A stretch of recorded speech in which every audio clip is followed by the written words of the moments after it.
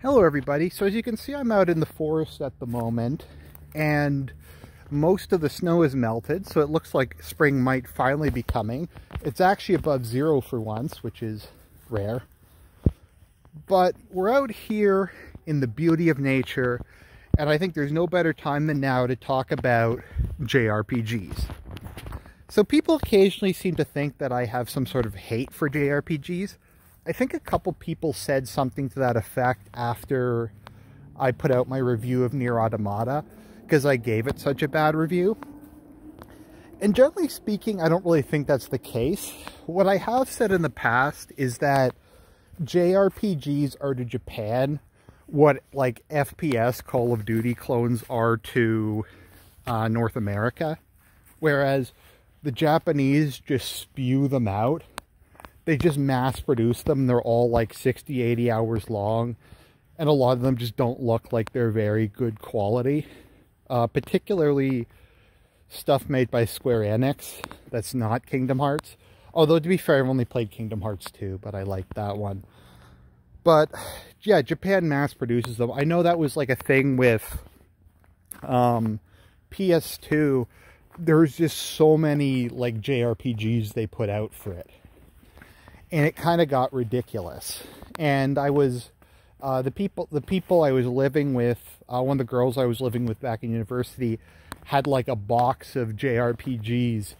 And there must have been like thousands of hours worth of gameplay just because of how many there were in there. So I will say, I have said numerous times in the past, I think there is probably a quality control problem. But then North America has the same quality control problem with sports games or Call of Duty clones. So your mileage may vary. But I just figured let's take a moment, let's just go back through my experience with JRPGs over the years. And I'll just talk about some of my favorite ones, and we're going to do a bunch of mini reviews here, I guess. So the first console I ever got was a Sega Genesis. Now I didn't have any JRPGs. I don't even know if any of my Sega Genesis carts like allowed for saving of data, period. I know that like Ultima and there was some stuff that came out for Sega Genesis, but I never got any of those.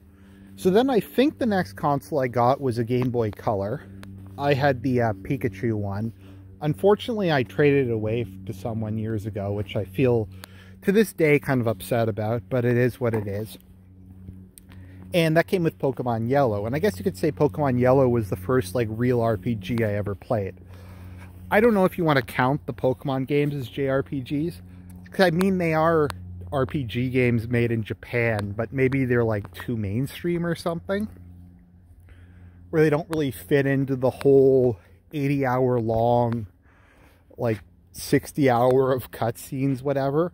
But yeah, Pokemon Yellow was probably the first RPG I ever played. I might have played some like shareware game that was on like some disc that came in breakfast cereal or something, but Pokemon Yellow was probably the first RPG I ever played. And then I would go on to get just kind of the successor Pokemon games. Like I got Gold. I'm trying to think what else I got. I didn't have that many RPGs on Game Boy Color, just because it wasn't advanced enough. I also had, what's it called? Dragon Warrior 3. The only Dragon Warrior game I played. I had Dragon Warrior Monsters, that's it. Dragon Warrior Monsters. So I had a couple JRPGs. I liked them all. I think I beat all of them. I did beat Dragon Warrior 3. That was back when like Nintendo Power was a thing. And I had no idea what I was doing in that game because I was playing it right when it came out. So that was a great help to be able to have a guide for that. So yeah, I had Dragon Warrior 3, Pokemon Yellow, Pokemon Gold, Dragon Warrior Monsters, and Dragon Warrior 3. There's probably some other ones, but I think that was it for Game Boy Color. Then I got my N64. So I didn't really know what an RPG was, because when I read the definition, it just said role-playing games. I'm like, oh, it's any game where you play a character. So I thought like Zelda was an RPG. So I thought that Ocarina of Time was one when I was playing it, and obviously it's an action-adventure game. It doesn't really have many RPG elements to it. But probably the first console RPG I ever played was Quest 64.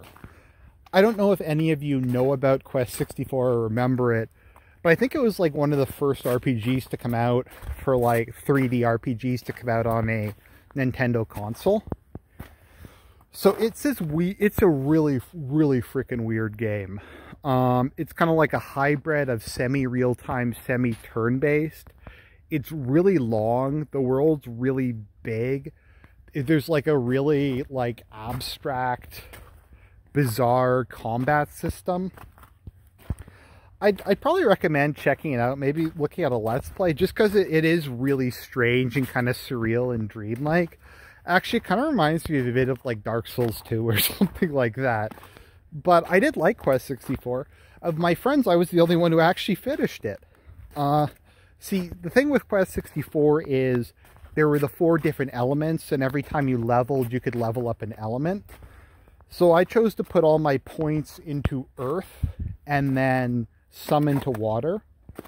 And Earth was the best tree in the game because Earth gave you Avalanche, which did way more damage than all the other spells in the game. It also gave you Barrier, which made you immune to damage for I think 3 or 4 turns. And then water gives you healing. And this is a game where it's very, very stingy with healing items. So having healing ability was really good. So I was able to beat that. Trying to think if I had any other RPGs for N64. The N64 wasn't really a console that had that many. That was more of kind of a PlayStation thing. I never got Pokemon Stadium or, well, I guess Coliseum was on the GameCube. So then I got my Game Boy Advance. And Nintendo, I think, has pretty consistently had an unbroken stream of mobile consoles that have excellent and high-quality RPGs. So the first game I got for my Game Boy Advance was Castlevania Circle of the Moon, which was the first of the Metroidvania games to come out on Game Boy Advance, and there would be a lot more. So it was kind of a successor to Symphony of the Night. So it was one of the RPG ones where you had save rooms and you could level and you could buy stuff and you could get different weapons and that sort of thing. Now, Circle of the Moon was kind of interesting because on one hand you could only use the whip as your basic weapon, but they had this really cool system. They were called like the DVS cards. And there was 12 attributes, which were like fire, water, air. Although they were represented by a mythical creature, like Manticore was poison, Unicorn was light, Pluto was dark. And then there was categories, I guess you could call them. So like one category would be weapons, one would be whips, one would be summons, one would be familiars. And so there was whatever 12 factorial 12 is, or whatever number of powers you could get. And there's just an extreme amount of stuff. So I loved Circle of the Moon. I wasn't very good at it, but I did love it. So I got that. Then I would go on to get Harmony of Dissonance and Aria of Sorrow, both of which I liked. I'm pretty sure I beat both of them. I can't really remember. It was a very long time ago. Actually, I got a dual cart. It had both Aria of Sorrow and Harmony of Dissonance. It would be years until I got a DS, and then I could play the other ones. Portrait of Ruin, Order of Ecclesia, and Dawn of Sorrow, I think. And then eventually when I got a 360, I would go on to play Symphony of the Night on it, which I was really happy about because I've never had a PlayStation console until recently. So I loved all of those. The only one I didn't finish was Order of Ecclesia, and that's partially just because Order of Ecclesia is really, really hard. Also, the card of it I got broke. I got it used, and it died and deleted all my save data, and I didn't feel like going back and replaying the game. So, And then if you want to count Bloodstained Ritual of the Night, I also played that and beat that multiple times. So there's a JRPG series I like pretty much every game in it. I didn't really play any of the pre-RPG Castlevania ones. I tried playing Lords of Shadow, but I thought it was truly horrendous, so I didn't play Lords of Shadow, and, well, more than a little bit, and I didn't play, whatever Judgment, like, the poorly ill-advised fighting game they tried to make. I think I tried that on emulator. I don't think Castlevania 64 would count as an RPG, but I did play at least one of them. I think there was two. So there was the Castlevania series. Probably, I think it was like the second game I got was Mega Man Battle Network.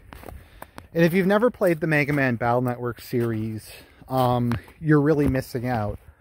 They were like a hybrid, mostly real-time, but also somewhat turn-based Mega Man game series.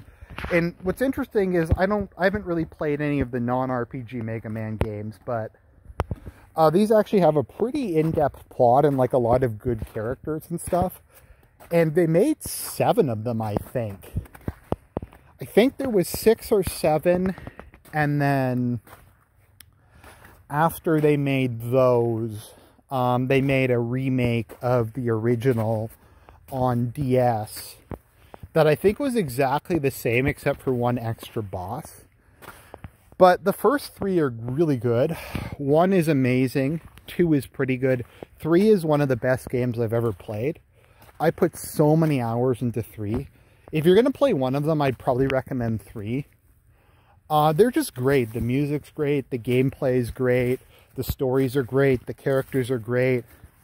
I haven't watched too much of Mega Man NT Warrior, but they're just excellent. I think there's a successor series, but I haven't played those. So 4 was garbage.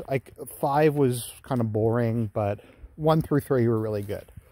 So I like those. I played the Pokemon games that came out, so that would be Ruby Sapphire.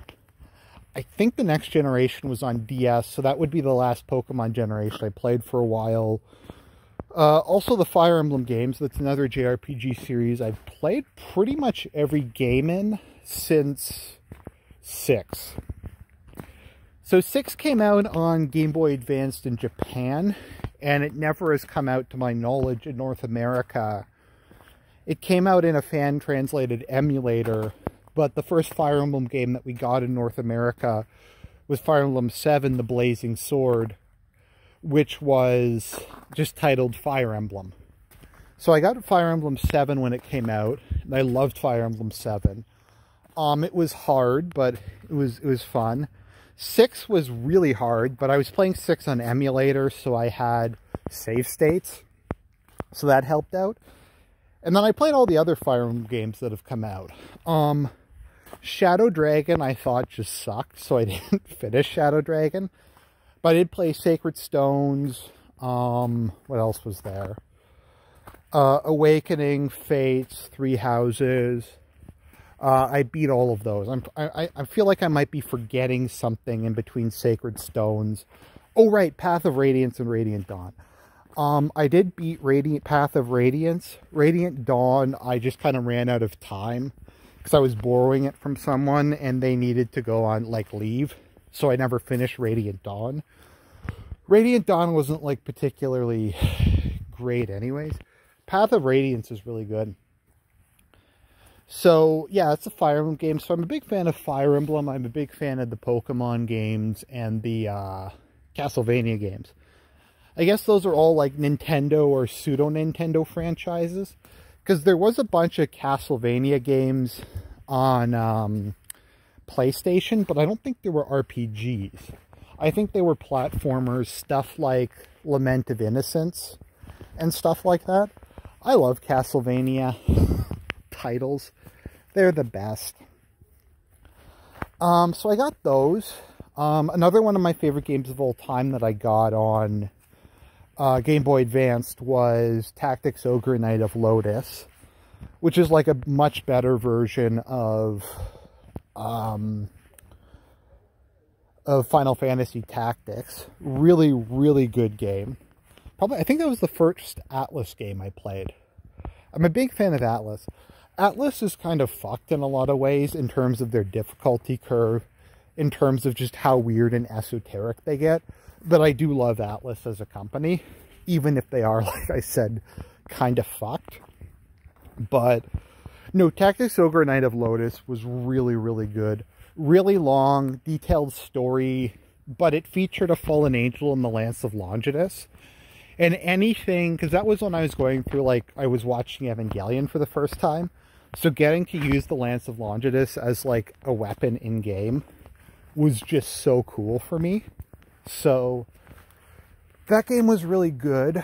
So let me think. So we did Castlevania, Fire Emblem, Mega Man Battle Network. I think those are all the RPGs I had on GBA. There was a lot of good ones. I'm sure there was a bunch more I kind of missed out on, but yeah.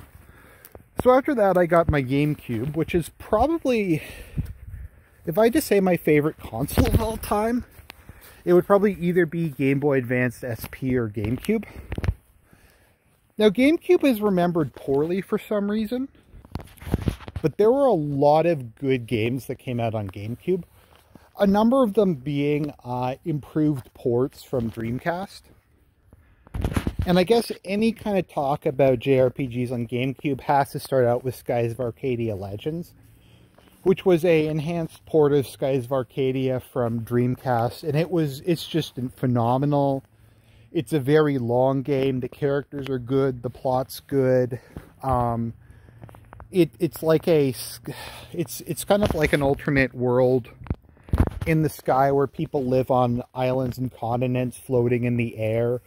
So a significant portion of the game is flying around in an airship, and some of the boss battles and some of the other battles are you fighting in an airship. Either Little Jack, that's a kind of more of a conventional sailing pirate ship, and then later you get Delphinus, which looks like a World War II battleship, although kind of sleeker. So that's really cool. There's just so much depth, so much like extra stuff they can do. Great, great game. Then we also had Baden Kaitos 1 and 2. I don't think many people remember Baden Kaitos. Baden Kaitos was really good. It's interesting because I think it had that one Japanese composer, something Sakura, who also did Dark Souls. And it was kind of funny because when I was listening to Dark Souls, I'm like, this sounds kind of familiar. So, Baden Kaitos 1 and 2 are hybrid, turn-based, real-time, card-based RPGs. They're really good. The voice acting is garbage. And they put this weird filter over everybody's voices. But it's a very long game. The artwork is absolutely gorgeous in both Baden Kaitos and Baden Kaitos Origins. Origins is pretty hard though, but it's a lot more streamlined. Overall, excellent game series. Can't recommend them more highly. A lot of variety, a lot of just really interesting stuff, great music. Then we had Lost Kingdoms 1 and 2, which bizarrely enough were FromSoft, and I didn't even know who FromSoft was at the time. Because I know when I was playing Dark Souls, I'm like, geez, the music and the models and the art style, this really kind of reminds me of FromSoft. Of Lost Kingdoms. Because, like, Lost Kingdoms 1 has, like, a generic FromSoft plot where, like, the world is being taken over by mist. And the dark god of chaos, or I guess the god of destruction, is holding the king prisoner. And you're his daughter, and you have to go save him. And in the second game, it's like the god of harmony who wants to end the cycle and restore the world to the ancient dragons or whatever. Kind of stuff like that. So those were both really good. They're also real-time RPGs that are card-based.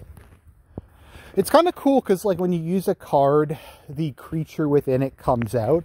So, like, for weapon cards, if you use Lizard Man, a Lizard Man comes out of the card and does an attack. Really kind of interesting, innovative game. It's too bad they didn't continue the series. Then we had Tales of Symphonia. Tales of Symphonia is amazing. It's really the only Tales game I've ever beaten. I got fairly far in Abyss, but Symphonia was just kind of a triumph on every level. The fact that they wound up making a sequel to it and Lloyd keeps showing up in like all the spin-offs, I think says something. But really good characters, really good gameplay, great music, excellent game. I don't mind that it was as long as it was. I really enjoyed it. I can't really think, I'm sure there's some other JRPGs I played on GameCube. I just can't really remember them off the top of my head. So then after that, I got a Wii. Now, there wasn't that many like good games that came out on Wii. I wound up just mainly using it to play GameCube games. I'm trying to think if there was any RPGs on Wii that I played or liked. I can't think of any. Wii kind of sucked. Wii was not a good console.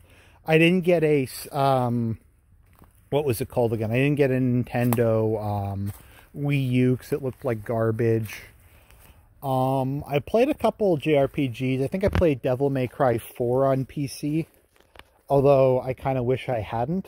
I can't believe I got to the end of that. I think I was depressed at the time or something. So there's Devil May Cry 4. I played a couple JRPGs when I was in university because one of my roommates, like I said, had a PS2. So mainly I got to play Kingdom Hearts 2, which was pretty good. I guess the next console I got was a 360. I tried a couple JRPGs on that. I think it was like Infinite Undiscovery, Eternal Sonata. There was a couple others, and I kind of hated all of them. And then it turned out later that they were like all Square Enix. Then eventually I got my 3DS because I was commuting like 3.5 hours a day to get to my job. So as kind of a life upgrade, I got a 3DS.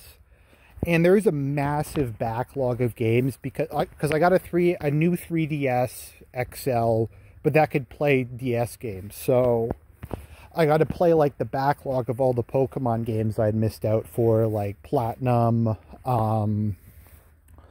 XY, Sun Moon came out later, Ultra Sun, Ultra Moon, Omega Ruby.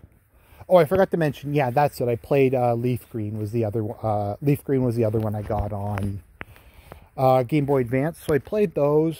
That was when I really started to get into SMT and Atlas games, because a lot of good Atlas RPGs came out on DS and 3DS.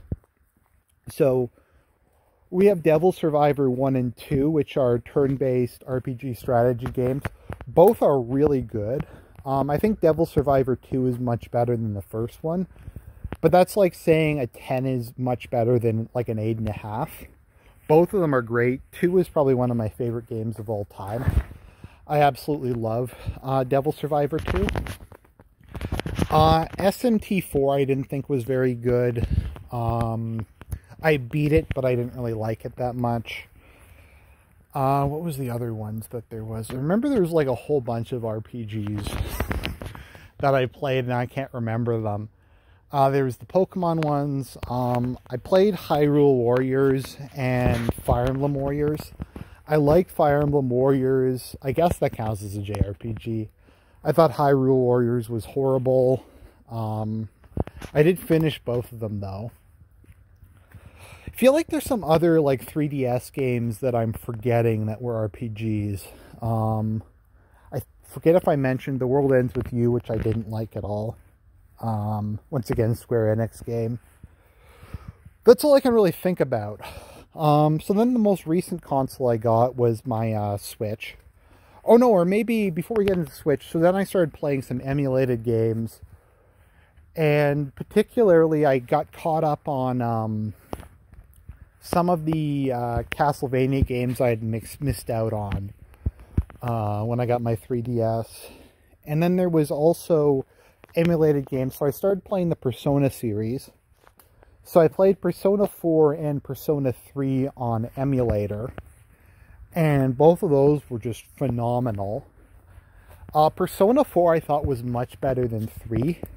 But once again, that's like a difference between like the best game ever made or like my top 5 games of all time and a really good game. It's like a 9 versus a 10. But both of those were absolutely phenomenal. They were both actually really good to play on an emulator because you could speed up the frame rate. So like for Persona 3 or 4 when I was grinding, I could go and speed the frame rate up like I said. And it would just go a lot quicker. And save states were also kind of nice when playing that, because then for some of the dialogue options, you could go back and you wouldn't have to replay the game to see the dialogue. I actually ultimately got, when COVID lockdown started, I purchased a PS3 solely because I wanted to play Demon's Souls and Persona 5. And it was worth spending like the $140 to get a PS3 just to play those 2 games. I remember I played Dark Souls a while back. Huge fan of the, at least the first 3 Souls games. I'm not really, I can't really play Bloodborne, so I don't have a PS4. 2, I don't think I would really enjoy it. I'm not very good at video games. And I can get through the Dark Souls games by cheesing them or just leveling or improving my weapons or summoning or something. But Bloodborne just looks like you got to be really good at parrying and dodging. And I've never been able to get parrying down reliably. So I really haven't been interested in that. And Sekiro just looks too hard. So I haven't really been that interested in Sekiro either. I tried Nioh and it was just too difficult for me. I liked aspects of it, but it was really, really hard. Honestly, I think Nioh was a lot harder than the Souls games. If for no other reason than because it was mission-based. Demon's Souls was really good. I like Demon's Souls a lot. Persona 5, probably the best game ever made. I have Strikers now. When I got my Nintendo Switch, I was able to play the Valkyria Chronicles games finally, so I got to play 1 and 2, which I'd really wanted to play for a long time. Both of those are great. I'd like to play 2 and 3, but I think they're on PS2? Or maybe they're on PSP or something like that. I'll have to look into that, but haven't played those 2, but I liked 1 and 4 were both excellent. I'm trying to think what else did I play on Switch. Sword and Shield. I got Shield. Though I kind of wish I got Sword because I prefer the Legendary in that more. And at the moment I got Strikers on Switch when it came out. I really like the Switch actually. The Switch is a really good console. It's a lot better than I thought it would be. Sure, it's not as like graphically advanced as some of the other consoles. I'm sure like whatever it is it Xbox Z or whatever the fuck it's on, is a lot better, and I'm sure PlayStation 5 or 6 or whatever they're on is a lot better. But as far as just like a fun, functional console, the motion controls on it work really well. It is cool to be able to pick it up and go or dock it at your TV.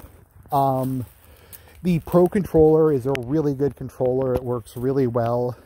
There's a good selection of games. Good online store. Switch is a very solid console. I'm very impressed by it. Plus, if I want graphically intensive stuff, I have a good computer that I can run stuff on. So Switch is definitely good. So those are kind of, I think, all the JRPGs I can think of off the top of my head. Oh, right, Soul Hackers. I played Soul Hackers on 3DS. I think they're doing a remake of SMT3 Nocturne. Oh, right, and I forgot I played both Strange Journey and Strange Journey Redux. I didn't finish either of them. They're just too long. Strange Journey was too hard. I made it to Ouroboros, and then I just gave up. And Strange Journey Redux was easier, but it was just so tedious The immense amount of dungeon crawling you have to do in that game was just like it made me want to shoot myself. If that game was 50% shorter, it's not even the length. I don't mind how long the Persona games are or how long Devil Survivor 2 is, but there has to be some balance. The game can't be 95% dungeon crawling and 5% story. You need a bit more of a balance. So those are the JRPGs I can think about. Hope you guys enjoyed this video. I'll talk to you later. God bless.